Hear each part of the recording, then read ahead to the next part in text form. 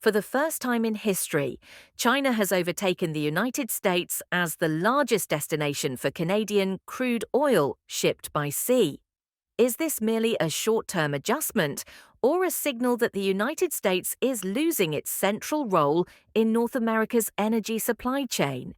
In April 2025, for the first time in history, Canada exported 299,000 barrels of oil per day to China via seaborne routes, surpassing the 286,000 barrels per day sent to the United States. Although the US still receives around 4 million barrels per day via pipeline, this milestone marks a significant turning point in North American oil trade. This move reflects Canada's broader strategy to reduce reliance on the US. Amid growing trade tensions with China paying higher prices, American refineries accustomed to purchasing Canadian oil at lower costs face increased input expenses, potentially driving up gasoline prices in states such as Michigan, Ohio, and New York. As Canadian oil is sold to China at more competitive rates, the US may need to bid higher to secure supply, potentially raising the cost of imported oil. This could influence retail fuel prices across regions, while rising transport costs could push up the prices of essential goods from groceries to public transit.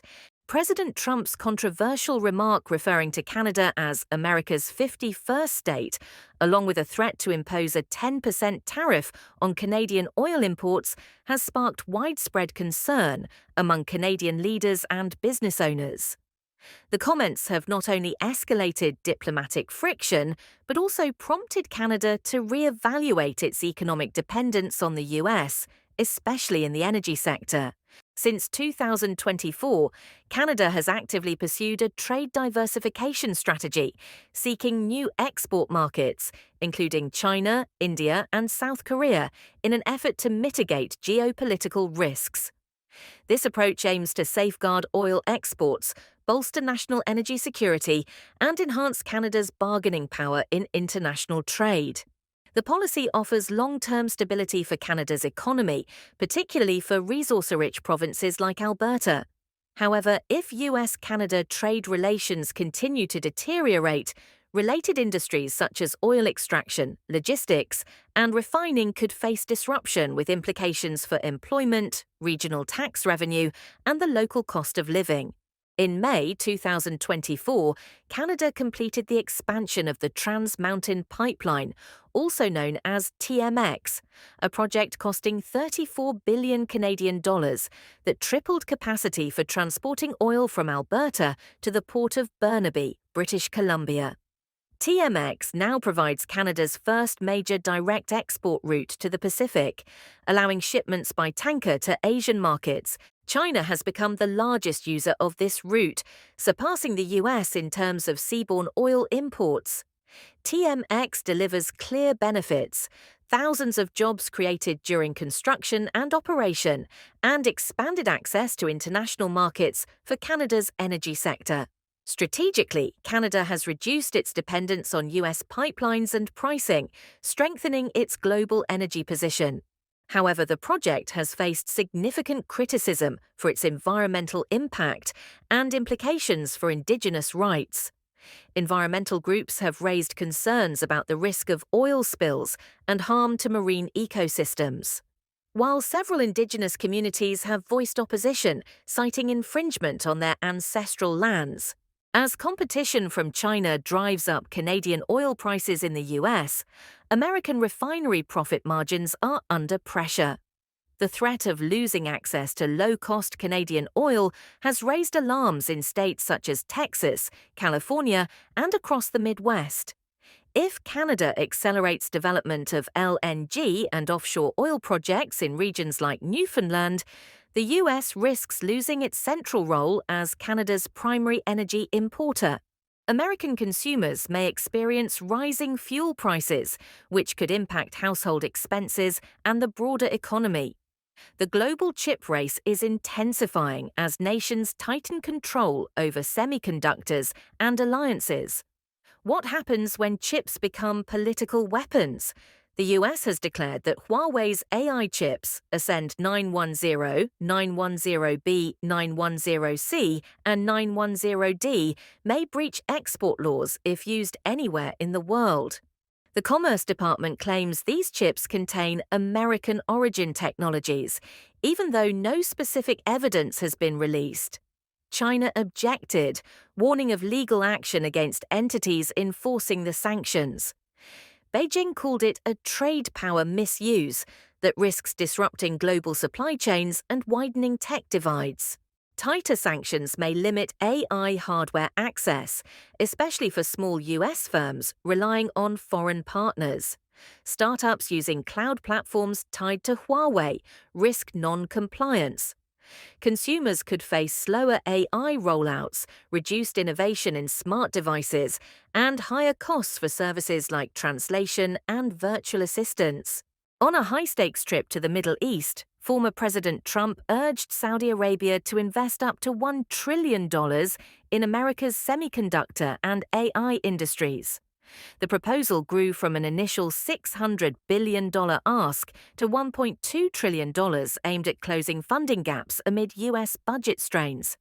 But Saudi Arabia faces its own fiscal challenges, including a $7 billion deficit in the first quarter of 2025 and massive domestic spending needs like the $1.5 trillion NEOM project.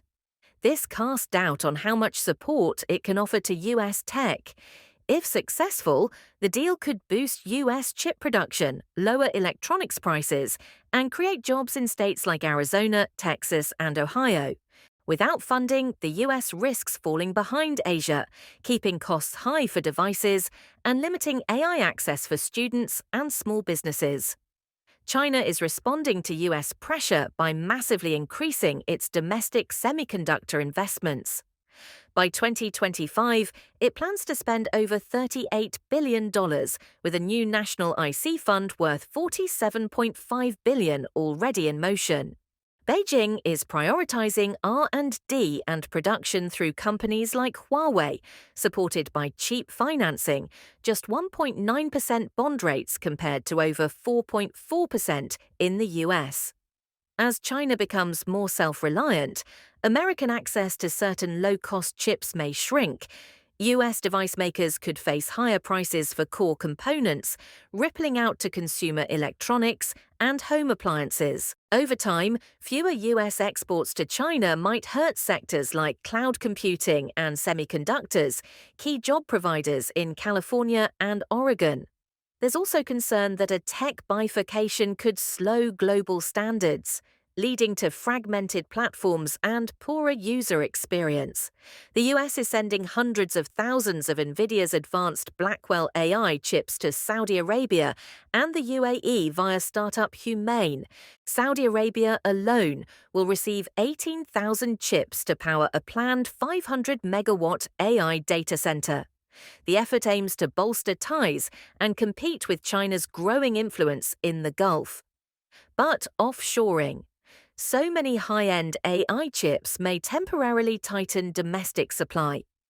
AI developers in the US, especially smaller firms and universities, could see delays in accessing Blackwell chips, potentially slowing innovation in healthcare, education, and research. There are also national security concerns.